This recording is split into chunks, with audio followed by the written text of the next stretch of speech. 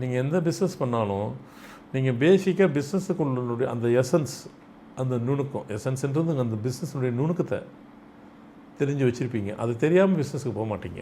நீங்கள் ஏதோ ஒன்று பண்ண போகிறீங்க, அந்த தொழிலினுடைய முழு நுணுக்கத்தை தெரிஞ்சுக்குங்க.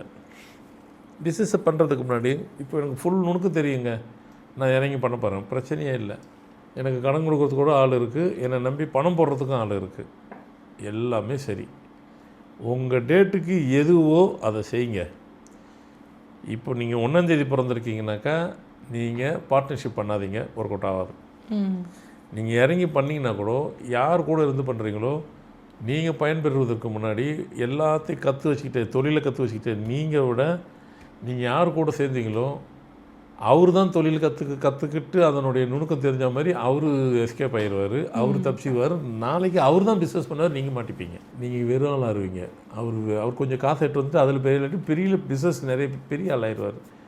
நிறைய பேருக்கு இந்த இன்சிடென்ட் நடந்திருக்கு. உங்கள் டேட்டுக்கு எது சரியோ அதை முதல்ல தெரிஞ்சுக்கிங்க. 1/10/19/28 பிறந்தீங்கன்னாக்கா உங்களுக்கு பார்ட்னர்ஷிப்பு ஒர்க் அவுட் ஆகுது. இண்டிவிஜுவலாக தான் பண்ணணும்.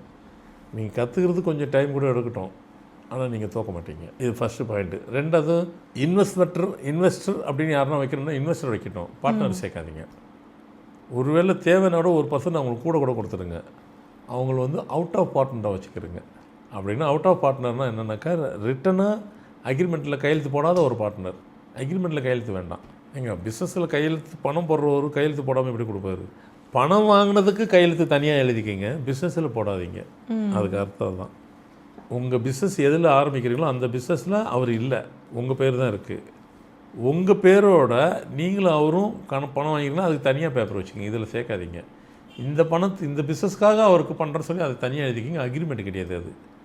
அந்த அக்ரிமெண்ட் பணத்துக்கு வாங்கினதுக்காக, பிஸ்னஸுக்குன்னு சொல்லாதீங்க, வேலை செய்யாது. இப்படி நிறைய ஃபார்முலா இருக்குது. அடுத்து, கற்றுக்கிட்ட பிஸ்னஸில் லோன் வாங்குறீங்க. ஏன்னா நீங்கள் வச்சுருக்கிற இதுக்கு உங்களுக்கு ஃபுல் லோன் கிடைக்கும். அப்படி வாங்காதீங்க. அது எந்த பிறந்த தேதி இருந்தாலும் சரி, 1, 2, 3, 4, 5, 6, 8, 9 வரைக்கும் சரி, 50% உங்கள் ஓன் மணி வச்சுக்கிங்க. 50% லோன் எடுங்க. எனக்கு லோனே வேண்டாம் சார், என்கிட்ட சொந்த காசு இருக்குது, பேரண்ட்ஸ் கொடுத்துருக்கு, அது வச்சுக்கோங்க. உங்களுக்கு லோன் வாங்கலாம்னு நான் சொல்லலை. பெரிய ப்ராஜெக்ட்டு, அந்த ப்ராஜெக்ட்டுக்கு முழுசாக உங்கள் பணம் போடுறதோட ஒரு பாதி போட்டுட்டு பாதி லோன் வாங்கினீங்கனாக்கா ஒரு கமிட்மெண்ட் வச்சுக்கோங்க பிஸ்னஸில். அந்த கமிட்மெண்ட் 5 ரூபா நம்ம வாங்கின லோனுக்கு கொடுக்கணும் அப்படின்னாக்கா நீங்கள் 10 ரூபா சம்பாதிங்க, 20 ரூபா சம்பாதிங்க.